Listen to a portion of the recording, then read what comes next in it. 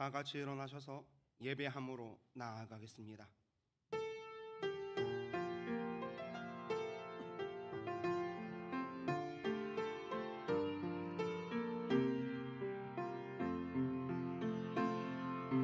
나는 하나님을 예배하는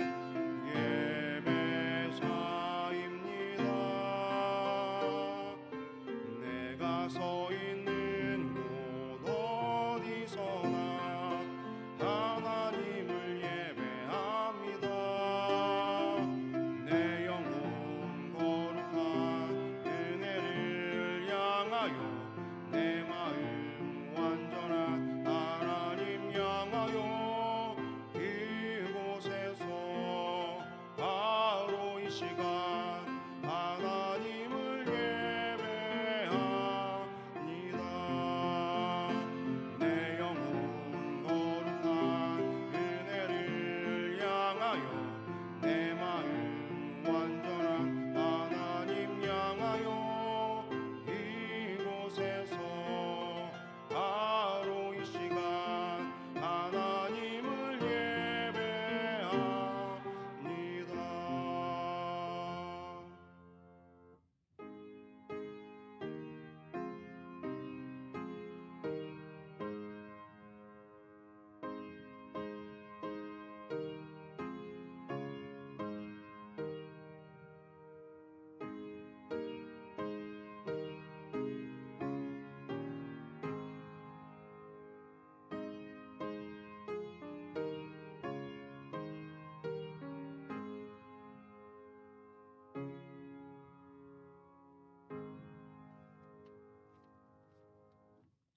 다시 밤이 없겠고 등불과 햇빛이 쓸데없으니 이는 주 하나님이 그들에게 빛이심이라. 아멘.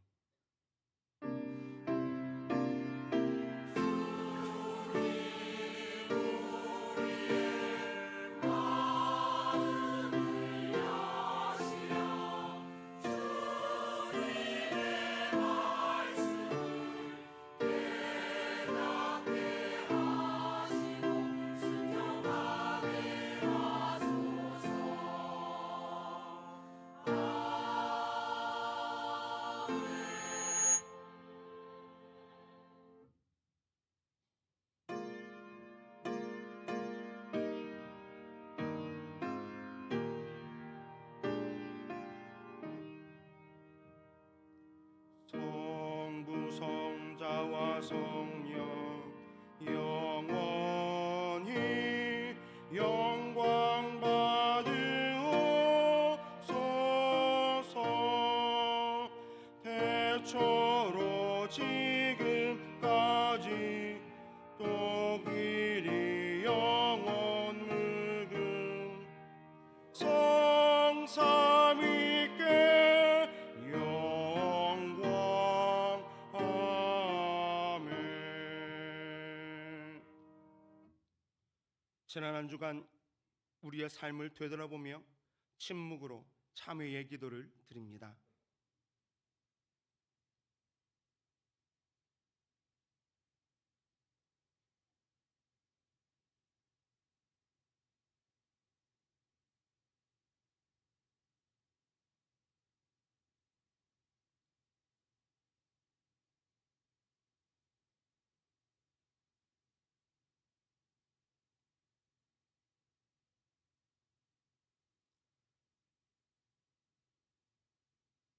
하나님께서 주시는 사죄의 말씀입니다.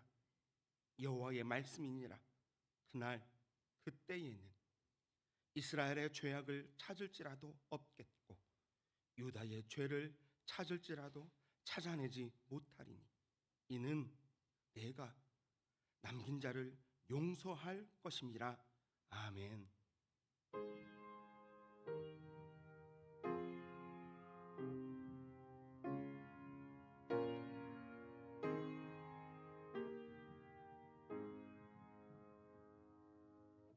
나는 전능하신 아버지 하나님 천지의 창조주를 믿습니다. 나는 그의 유일하신 아들 우리 주 예수 그리스도를 믿습니다. 그는 성령으로 잉태되어 동정녀 마리아에게서 나시고 본디오 빌라도에게 고난을 받아 십자가에 못 박혀 죽으시고 장사된 지 사흘 만에 죽은 자 가운데서 다시 살아나셨으며 하늘에 오르시어 전능하신 아버지 하나님 우편에 앉아 계시다가 거기로부터 살아있는 자와 죽은 자를 심판하러 오십니다. 나는 성령을 믿으며 거룩한 공교회와 성도의 교제와 죄를 용서받는 것과 몸의 부활과 영생을 믿습니다. 아멘.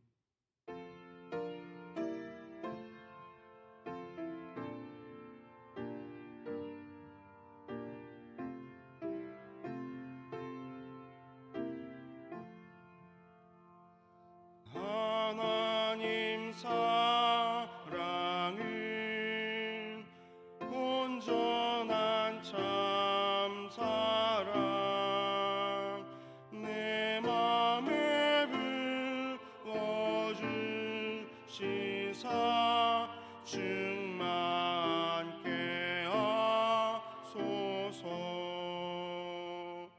내 주님 참 사랑 햇빛과 같으니 그 사랑 내게 비추사 뜨겁게 하소서.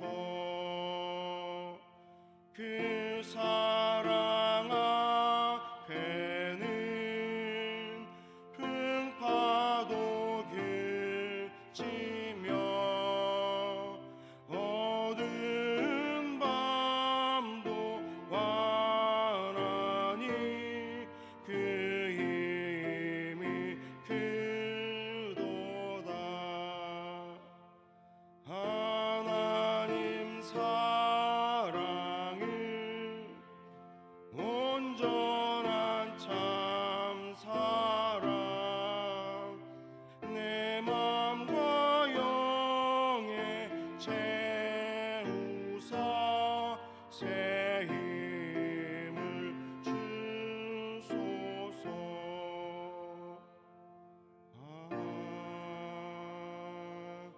아멘.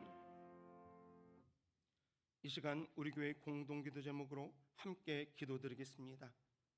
모든 재난과 사고로부터 우리나라 국민들을 안전하게 지켜주시도록 새롭게 시작되는 구역 모임이 말씀의 은혜가 충만하고 친밀한 교제가 있는 소그룹 공동체가 되도록 우리 교회가 후원하는 방글라데시 LB 선교회가 무슬림 세력으로부터 안전하게 선교의 사명을 감당할 수 있도록 이 기도 제목으로 함께 기도합니다. 사랑과 은혜가 풍성하신 신실하신 하나님, 이 시간 함께 모인 저희들이 한 목소리를 기도하며 나아갑니다. 하나님, 우리나라의 재난과 사고가 곳곳에서 일어나고 있습니다. 모든 재난과 사고로부터 우리나라 국민들이 안전한 나라에서 삶을 살아갈 수 있도록 지켜보호하여 주시옵소서. 하나님, 오늘부터 6기 구역이 새롭게 시작됩니다. 새로워진 구역장님에게 지혜를 더하여 주시고 구역 모임이 말씀의 은혜가 충만하게 하시며 친밀한 교제가 있는 소그룹 공동체가 될 수 있도록 인도하여 주시옵소서. 우리가 원하는 방글라데시 LB 선교회가 무슬림 세력부터 안전하게 하시며 맡겨진 선교 사역을 잘 할 수 있도록 도와 주시옵소서.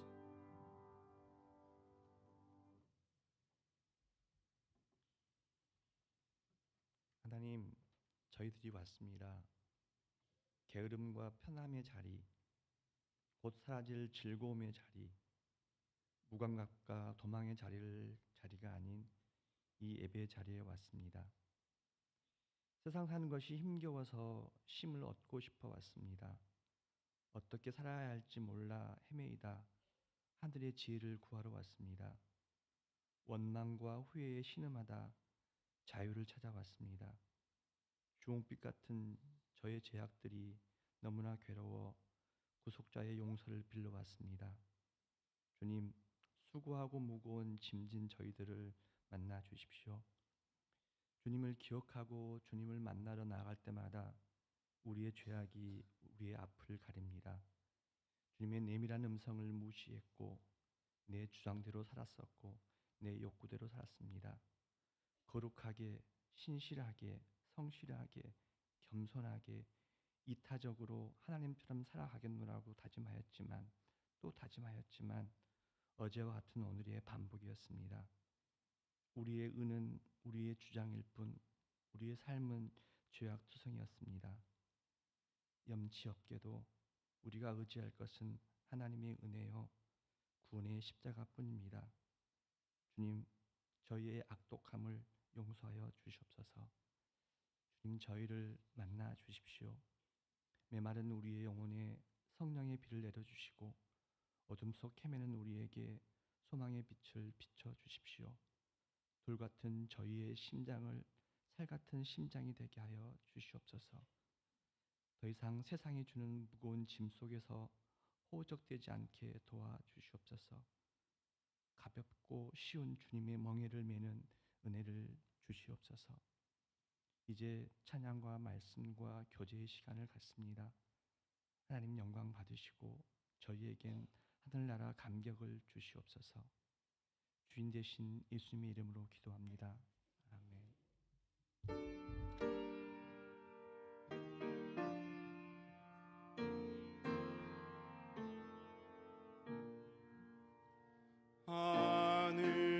하늘에 계신 아버지 이름 거룩하사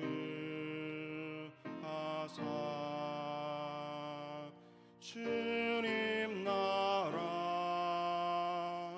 임하시고 뜻이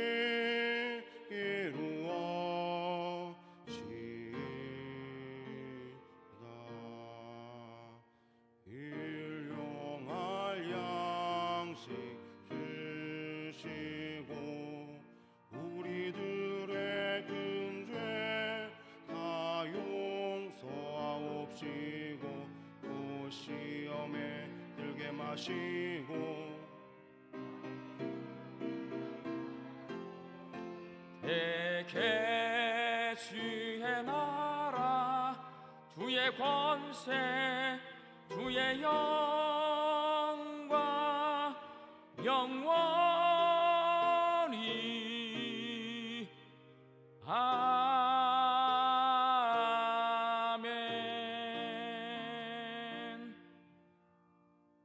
오늘도 거룩한 주일에 주 앞에 함께 모여 예배하게 하시니 참 감사합니다. 하나님을 예배하는 이 시간, 하나님이 온 세상의 주인이시고 내 삶의 주인이심을 고백하는 믿음의 고백을 담아 열의 하나를 구별하여 10의 1조와 감사의 예물과 다른 제목으로 저희들의 작은 정성을 주 앞에 올려드립니다.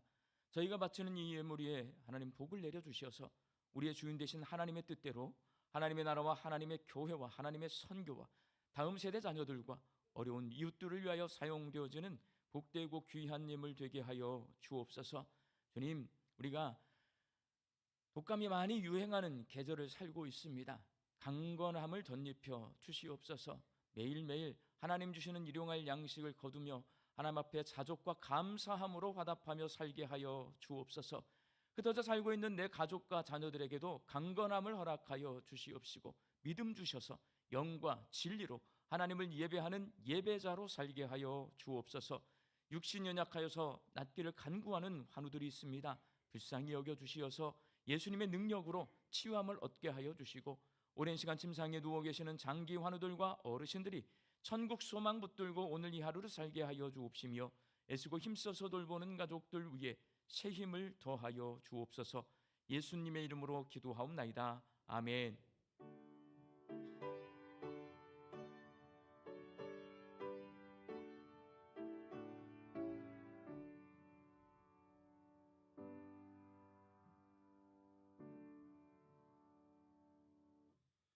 오늘 우리에게 주시는 하나님의 말씀은 여호수아 8장 1절에서 9절까지 말씀입니다. 여호수아 8장 1절에서 9절 말씀을 저와 여러분이 한 절씩 교독하겠습니다. 여호와께서 여호수아에게 이르시되 두려워하지 말라 놀라지 말라 군사를 다 거느리고 일어나 아이로 올라가라.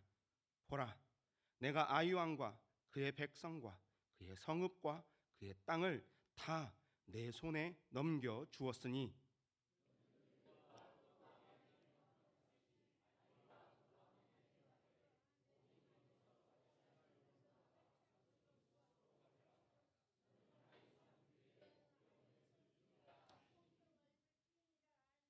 이에 여호수아가 일어나서 군사와 함께 아이로 올라가려 하여 용사 3만 명을 뽑아 밤에 보내며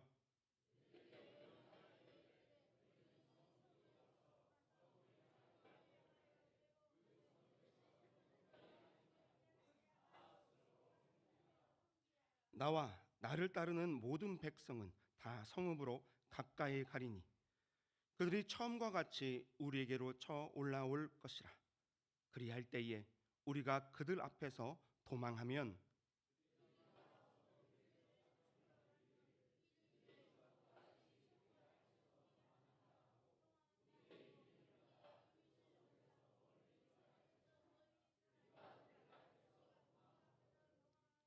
너희는 매복한 곳에서 일어나 그 성읍을 점령하라. 너희 하나님 여호와께서 그 성읍을 너희 손에 주시리라.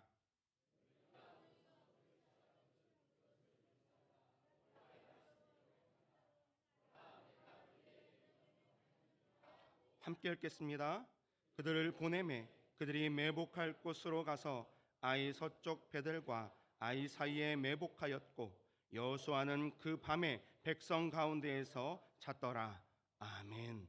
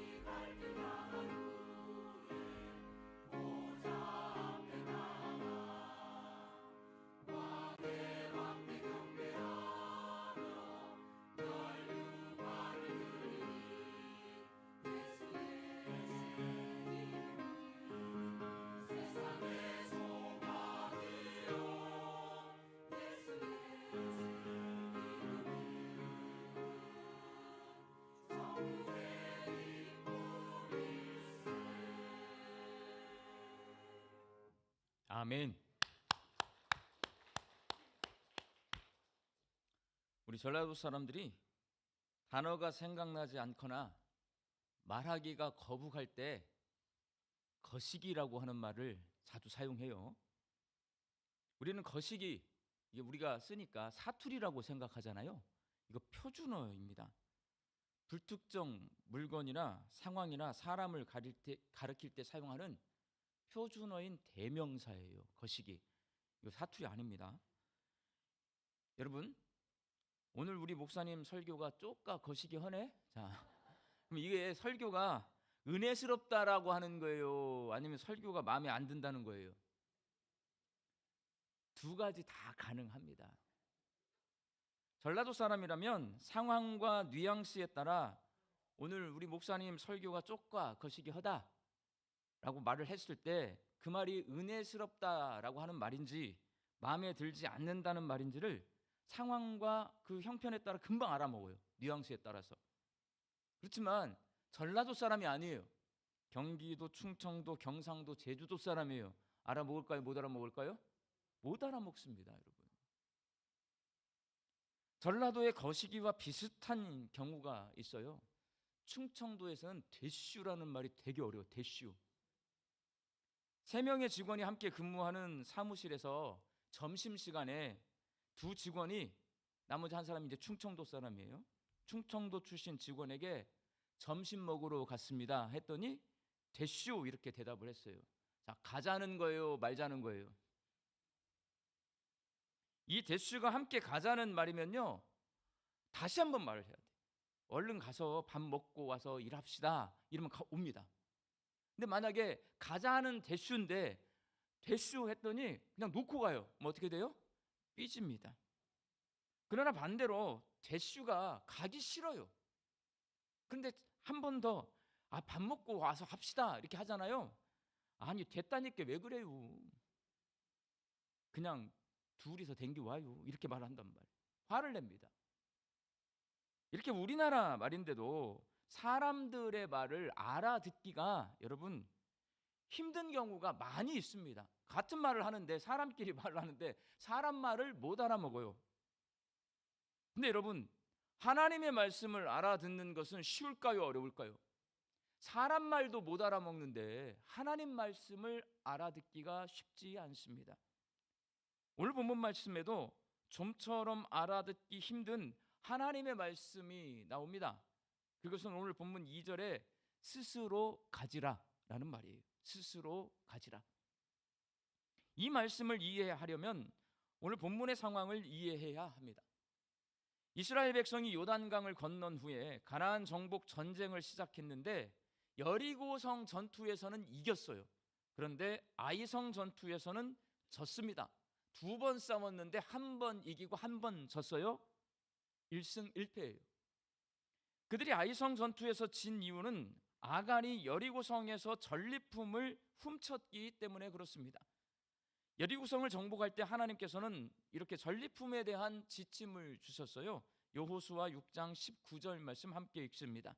은금과 동철 기구들은 다 여호와께 구별될 것이니 그것을 여호와의 곳간에 드릴지니라. 하나님께서는 금과 은과 구리와 철로 된 물건들은 다 하나님의 것이니 개인이 차지하지 말고 모두 하나님께 바치라 명령하셨습니다. 그런데 아간이 이 명령을 어기고요, 전리품 가운데 금과 은 일부를 훔쳐서 자기가 챙겼습니다. 이 때문에 하나님이 진노하셔서 아이성 전투에서 36명의 이스라엘 군인들이 죽고 싸움에서 지고 말았습니다. 하나님은 범죄한 아간을 징벌하십니다. 그와 가족들과 그의 소유인 가축을 돌로 치고 불로 태움으로써 하나님의 것을 훔치면 어떤 결과가 나오게 되는지 이스라엘 백성들이 두 눈으로 똑똑히 보게 합니다. 아간이 훔쳤는데요, 아간의 가족이 아간의 가축까지 몰살당해요. 그렇게 아간의 죽음으로 아이성 전투의 패배가 일단락된 후에 하나님께서 여호수아에게 다시 아이성을 공격하라 라고 말씀하십니다. 오늘 보면 1절 말씀 함께 읽겠습니다. 여호와께서 여호수아에게 이르시되 두려워하지 말라, 놀라지 말라, 군사를 다 거느리고 일어나 아이로 올라가라. 보라, 내가 아이 왕과 그의 백성과 그의 성읍과 그의 땅을 다 내 손에 넘겨 주었으니. 첫 번째 전투에서 졌습니다. 그래서 이스라엘 백성은 아이성에 대한 트라우마라고 하는 게 있을 거예요. 있습니다. 왜냐? 졌어요. 근데 또 싸우러 가요. 졌는데 또 싸우러 가면 두렵습니다, 여러분. 또 지면 어떻게 하지? 또 질까 봐 두렵고, 화형당한 아간처럼 자신들도 잘못하면 하나님 앞에 벌받게 될까 봐 두렵습니다. 그래서 하나님은 뭐라고 말씀하시냐면 두려워하지 말고 놀라지 말라. 하나님이 야, 너 두려워하지 마, 놀라지 마. 왜 그렇게 말해요? 이 마음속에 두려움이 있으니까. 이렇게 다독이신 후에 이스라엘 백성을 아이성으로 올려 보내시면서 이렇게 말씀하십니다. 본문 2절 말씀 함께 읽겠습니다. 너는 여리고와 그 왕에게 행한 것 같이 아이와 그 왕에게 행하되 오직 거기서 탈취할 물건과 가축은 스스로 가지라. 이스라엘 백성은요, 여리고성에서 전리품을 훔친 아간 때문에 36명의 군인이 죽어요. 전투에서 패해요. 그리고 제비를 뽑았어요. 누가 하나님의 물건을 훔쳤다, 누구냐? 안 나와요. 근데 제비를 뽑았어요. 아간이 나왔어요. 아간을 돌로 치고 화형시키는, 그리고 돌무더기를 쌓는 모습을 얼마 전에 두 눈으로 똑똑히 보았습니다. 그런데 두 번째 전투에서는 탈취한 물건, 가축 스스로 가지라, 개인이 가져도 된다라고 하는 거예요. 첫 번째 전투에서는 모든 전리품은 다 하나님께 돌리라고 했어요. 근데 안 돌리고 아간이 죽었어요. 전쟁에서 졌어요. 근데 두 번째 전투에서는 이제 개인이 전리품 가져도 된다라고 하나님이 말씀하십니다. 그러면 여러분, 진짜로 전리품을 챙겨도 되는지, 챙기지 말아야 할지 좀 거시기합니다. 헷갈릴 수밖에 없어요, 여러분. 이게 챙겨도 된다는 대수인지 챙기면 안 된다는 대수인지 판단하기가 어렵습니다. 전리품을 챙겼다가 잘못하면 죽을 수도 있는데, 아이성 전투에서 얻은 금, 은, 보석을 자기 주머니에 쉽게 넣을 수 있는 사람 없습니다. 아간과 같은 꼴을 당하지 않으려고 아무도 전리품을 챙기려 하지 않을 겁니다. 잘못하면 죽으니까. 그래서 스스로 가지라라는 이 말씀을 하나님께서 자기들이 전리품을 챙기는지 챙기지 않는지를 시험하는 말씀으로, 하나님이 너 스스로 가져라 라고 했는데, 이게 진짜 챙겨가는지 안 챙기는지 하나님께서 지켜보시고 시험하시는 걸로 그렇게 받아들이기가 쉽습니다. 지금 이스라엘 백성은 두 번째 아이성 전투를 앞두고 있습니다. 그래서 하나님이 스스로 가지라는 말씀으로 이스라엘 백성을 혼란스럽게 하시면 안 됩니다. 왜? 집중해서 공격해야 되거든요. 앞에서 졌기 때문에. 첫 번째 전투에서 패배한 기억을 극복하고 싸우는 것도 어려운데, 전리품을 가져야 될지 말아야 될지 이렇게 혼란스럽기까지 하면 전투에 부정적인 영향을 끼칠 수밖에 없습니다. 그렇다면 여러분, 여리고성 전투에서는 전리품을 모두 하나님의 곳간에 드리라고 명령하신 하나님이 아이성 전투에서는 전리품을 스스로 가지라라고 말씀하신 이유 과연 무엇일까요? 앞에서는 못 가지게 했어요. 분명히 전리품 다 내 거야, 다 내가 가져야 돼 말씀하셨어요. 근데 이번에는 야, 전리품 다 너희 가져, 이렇게 말씀하신단 말이에요. 이랬다 저랬다 한단 말이에요. 왜 이러시는 걸까요? 하나님께서 그렇게 말씀하신 이유, 이 전리품을 가만히 들여다보고 있잖아요. 뭘 알 수 있냐? 하나님이 이스라엘 백성을 사랑하신다는 것을 알 수가 있어요. 하나님이 이스라엘 백성을 사랑하시기 때문에 여리고 성에는 전리품을 챙기지 못하게 하셨고요, 아이성 싸움에서는 전리품을 챙겨도 된다라고 말씀하시는 거예요. 스스로 가지라라는 이 말씀은 내가 너를 사랑한다라는 하나님의 말씀입니다. 지금 적군과 싸우러 가야 하는 이스라엘 백성은 첫 번째 전투의 패배로 인한 충격, 하나님의 전리품을 훔친 아간으로 인한 두려움 때문에 사기가 땅에 떨어져 있습니다. 이런 상황에 놓여 있는 이스라엘 백성, 전쟁을 하러 가는데 앞에서 졌어요. 그렇기 때문에 이번 전쟁도 내가 질지도 몰라서 걱정하면서 가요. 그런 이스라엘 백성들에게 전리품을 스스로 가지라, 이 말씀은 어떤 내용이냐면요, 이 아이성 전투가 이긴다는 거예요, 진다는 거예요? 이긴다는 거예요, 여러분. 이긴다는 거예요. 전리품은 전쟁에서 이겼을 때 챙기는 거예요. 전쟁에서 지면 전리품을 챙길 수가 없고 나는 죽는 거예요.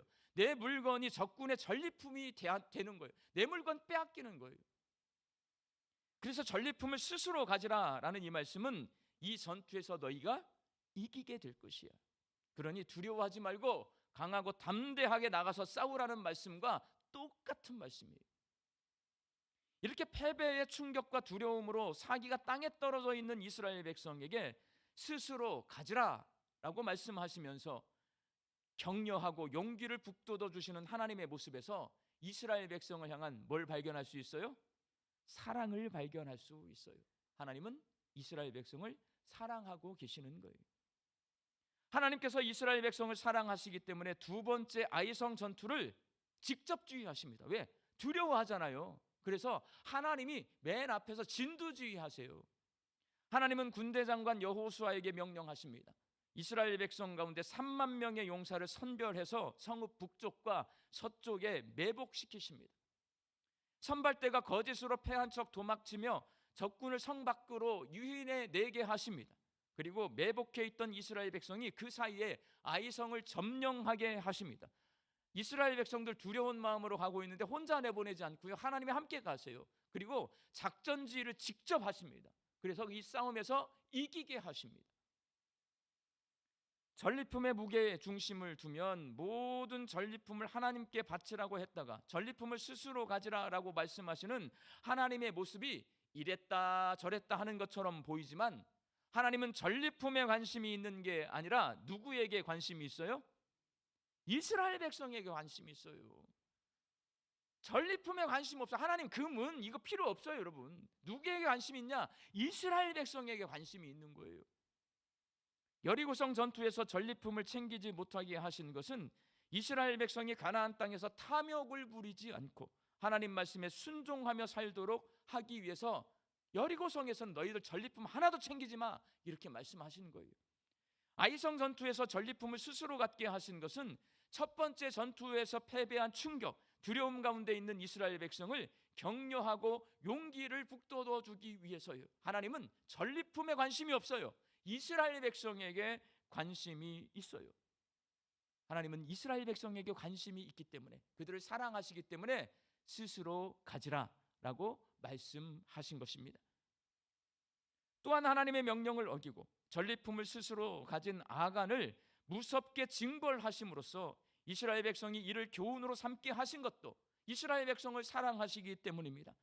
하나님께는 전리품이 중요한 것이 아니라 이스라엘 백성이 중요하고, 사랑하는 이스라엘 백성이 죄짓지 않고 거룩한 모습으로 가나안 땅을 정복하고 그 땅을 거룩한 하나님 나라로 변화시키기를 원하고 계십니다. 사랑하는 광주 양림교회 성도 여러분, 하나님께서 여러분을 사랑하시는 것을 여러분 알고 있어요? 이스라엘 백성을 사랑하시는 하나님께서는 저와 여러분도 사랑하고 계십니다. 그런데 문제는 하나님께서 날 사랑하신다는 것을 잘 모른다는 겁니다. 하나님이 날 사랑하는데 우리가 몰라요. 여러분, 여러분의 자녀들이 여러분이 자녀들을 사랑한다는 걸 자녀들이 잘 압니까? 모릅니까?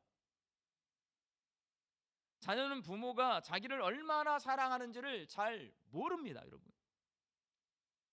제가 제 딸들과 떨어져 살아요. 저희 두 딸은 서울에 삽니다. 어쩌다가 전화를 해요. 전화 생각나면 전화하는 거잖아요. 받아요, 안 받아요? 안 받아요, 여러분. 자, 전화를 했는데 안 받아. 바쁘니까 안 받지. 뭐 학교도 다녀야 되고 뭐 공부하니까. 그러면 여러분, 자, 안 받았어요. 나중에 보면 전화를 해야 돼요, 안 해야 돼요? 해야 되지. 근데 전화가 와요, 안 와요? 안 와요. 그러면 어떻게 해요? 섭섭해요, 여러분. 이거는 제가 자식을 낳아서 기르기 전에는 절대 몰랐던 거예요. 이런 제 딸들의 모습을 보면 제가 제 어머니에게 했던 행동들이 생각이 나요. 제 마음속에 진짜 가슴 아픈 생각이 하나 있어요. 제가 대학교 다니던 시절이에요. 시험 기간이에요. 시험 기간을 앞두고 제가 장학금을 타야 해서요, 공부를 진짜 열심히 했습니다. 그러니까 집은 정읍이고 학교는 전주예요. 적어도 제가 일주일에 한 번씩은 어머니 뵈러 왔다 갔다 했었는데, 그 기간에 한 달 동안 시험 준비를 하느라고 집에 안 갔더니 우리 어머니가, 이 환절기잖아요. 시험 기간이 항상 환절기거든요. 보약을 다려가지고 학교로 찾아오신 거예요, 기숙사로. 그런데 내일 시험 날인데, 내일 시험 준비가 다 안 됐는데 엄마가 온 거예요. 근데 엄마는 점심시간 맞춰 오셨으니까 저랑 밥 먹으려고 오신 거잖아요. 근데 저는 밥 먹는 걸 좋아해요, 안 좋아해요? 안 좋아해요. 아침밥을 왕창 먹어서 점심밥을 안 먹으려고 배가 이렇게 빵빵한데 어머니가 오셨어. 보약만 받고, 엄마 저 시험 준비가 안 돼서요. 다시 시험 공부를 하러 갔어요. 근데 그때는 몰랐어요. 근데 시험 준비하라니까. 내가 장학금을 타야 우리 어머니가 돈이 없으니까 장학금을 타야 될 거 아니에요. 그래서 시험 준비를 하려고 했는데 어머니가 이제 제가 사라질 때까지 쳐다보고 계실 거 아니에요. 이렇게 가세요. 안 쳐다보고 계속 쳐다보고 있어요. 뭐예요 이게? 밥 먹자는 거 아니에요. 밥 먹자는 거. 근데 그때 제가 몰랐단 말이에요. 근데 이제 우리 딸들을 키우면서 이제 그 생각이 나요. 안 잊혀져요. 어머니의 모습. 참 죄송한 마음이죠.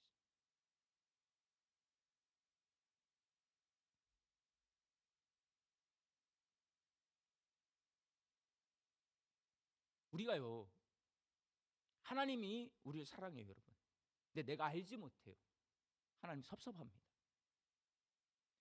내가 너를 사랑한다. 하나님 말씀하시거든요. 그러면 여러분 응답해야 돼요. 반응해야 돼요. 하나님, 저도 하나님 사랑합니다. 라고 반응해야 합니다.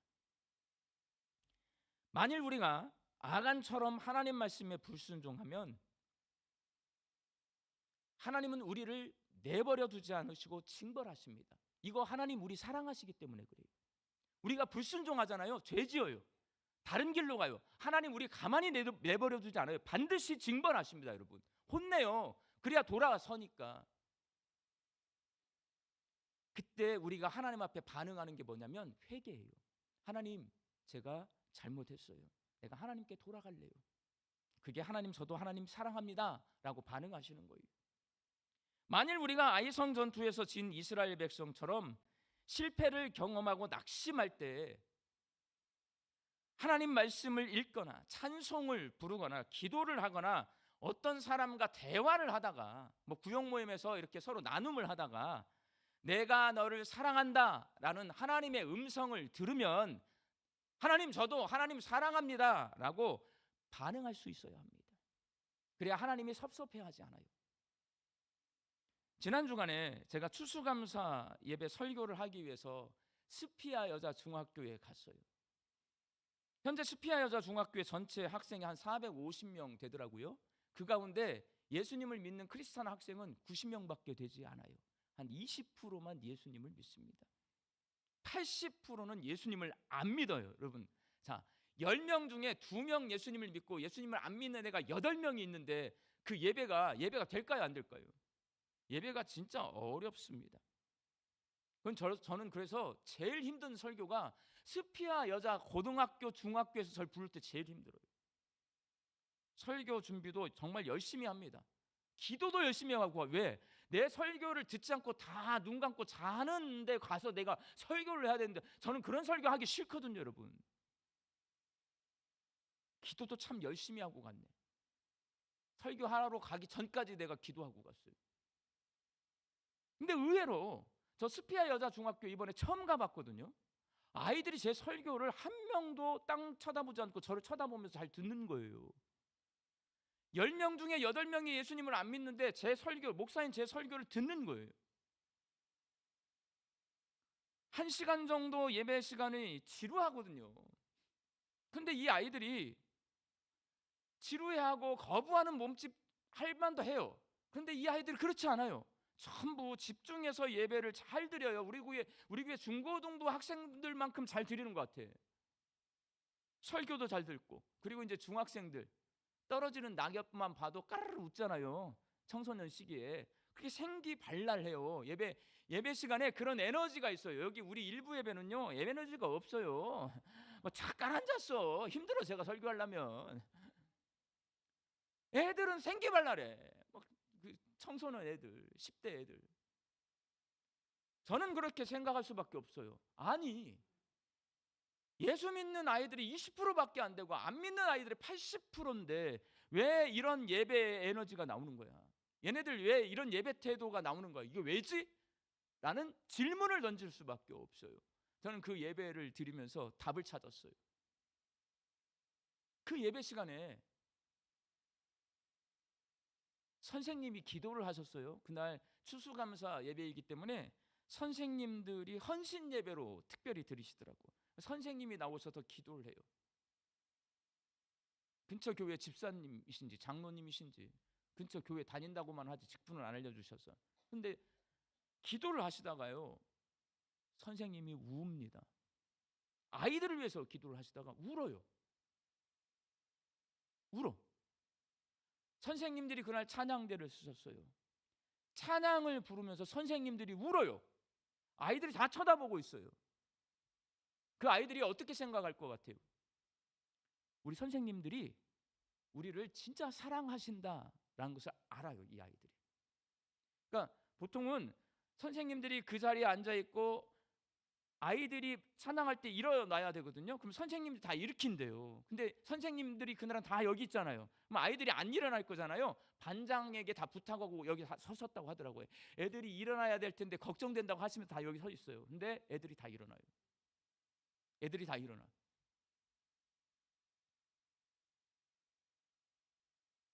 전체 학생 450명 가운데 360명이 예수님을 믿지 않음에도 불구하고 아이들이 일어서서 함께 찬송하고 설교에 집중하고 생기발랄하게 참여하는 것, 예배에 참여하는 것.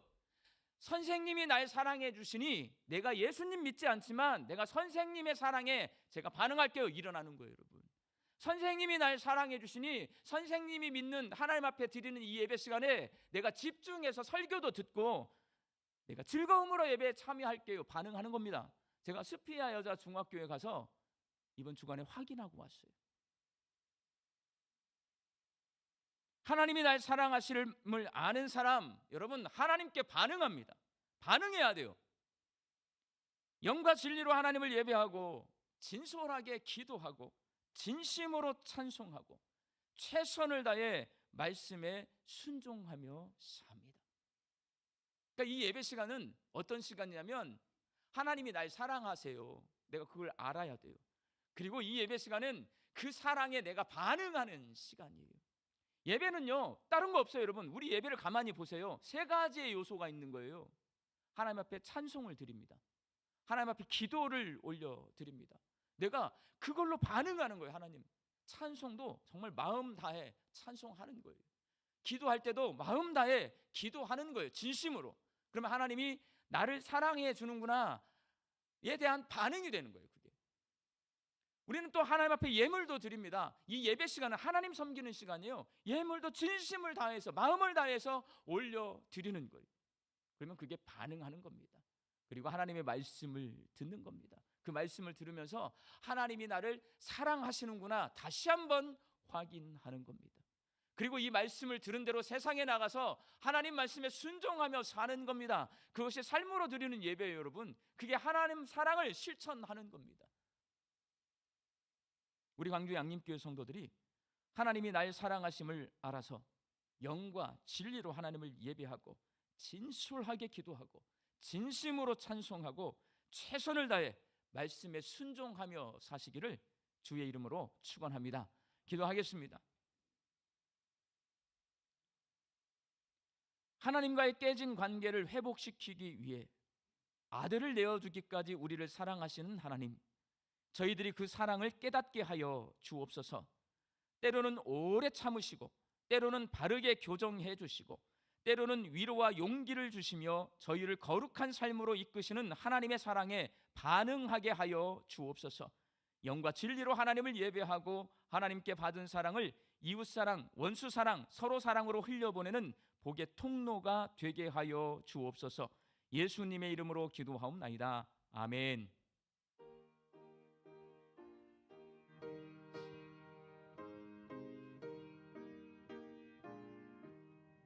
예수 사랑하심을 성경에서 배웠네. 우리들은 약하나 예수 권세 많도다. 날 사랑하심, 날 사랑하심, 날 사랑하심 성경에 써 있네. 나를 사랑하시고 나의 죄를 다시서 하늘 문을 여시고 들어 가게 하시네. 날 사랑하심, 날 사랑하심, 날 사랑하심, 성경에 써있네. 내가 연약할수록 더욱 귀히 여기사 높은 보좌 위에서 낮은 나를 보시네. 날 사랑하심, 날 사랑하심, 날 사랑하심, 성경에 써있네. 세상 사는 동안에 나와 함께 하시고 세상 떠나가는 날 천국 가게 하소서. 날 사랑하심, 날 사랑하심, 날 사랑하심, 성경에 써있네. 아멘.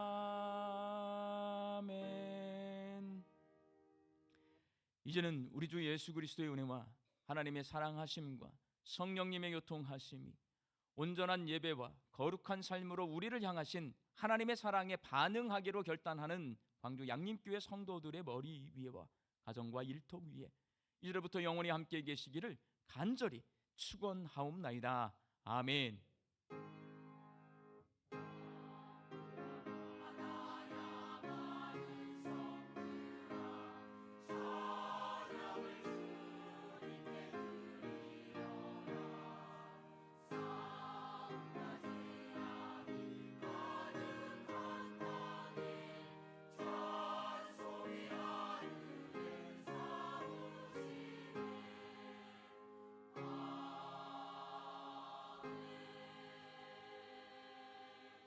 좌우에 계신 분들과 하나님 사랑에 반응합시다. 인사 나누시겠습니다.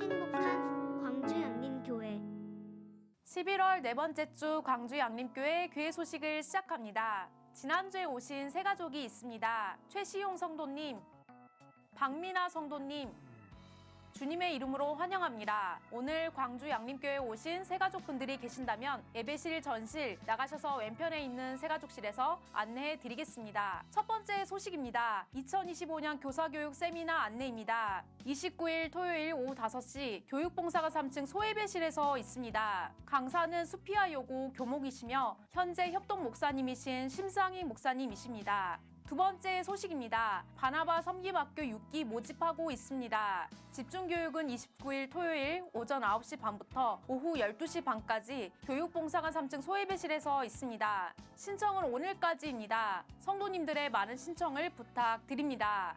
세 번째 소식입니다. 6기 중보기도학교 모집 안내입니다. 신청 대상은 기도학교 수료자이며 23일 오늘까지 해주시기를 바랍니다. 집중교육은 12월 20일 토요일 교육봉사관 3층 소예배실에서 있습니다. 기도훈련은 12월 22일부터 2026년 4월 5일까지입니다. 신청서는 예배실 전실과 사무실에 비치되어 있습니다. 네 번째 소식입니다. 크리스마스 카드 앤 어반 스케치 전시회 안내입니다.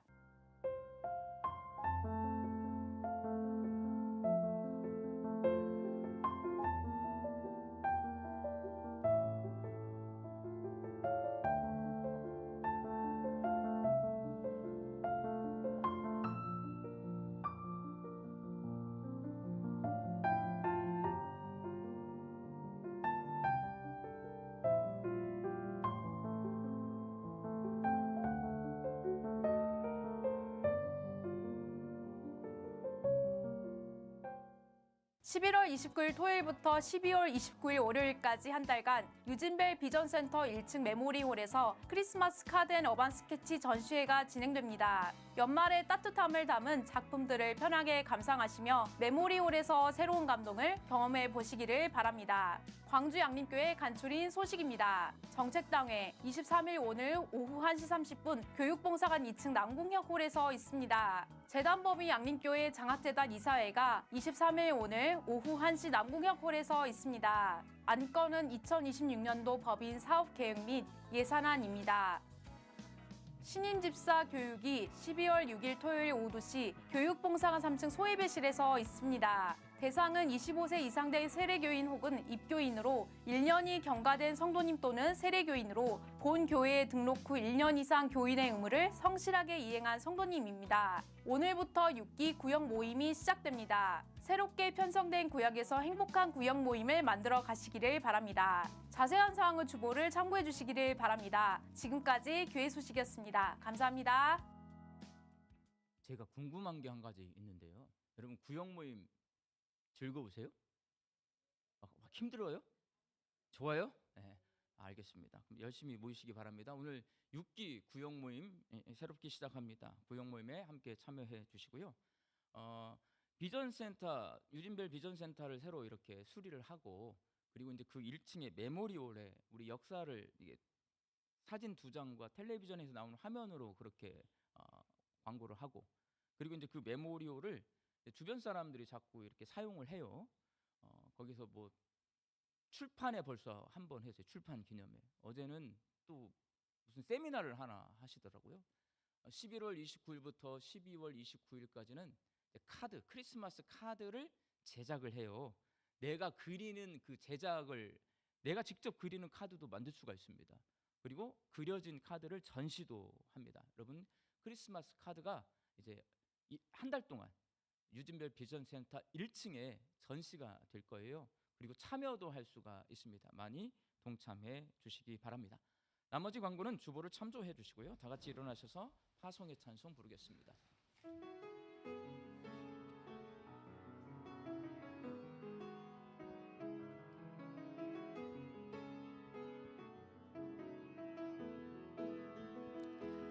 평강의 주께서 너와 함께 하시고 평강의 주께서 너를 축복하시고 평강의 주께서 너의 모든 삶 속에 평강 더하시기를 원하노라. 평강의 주께서 너와 함께 하시고 평강의 주께서 너를 축복하시고 평강의 주께서 너의 모든 삶 속에 평강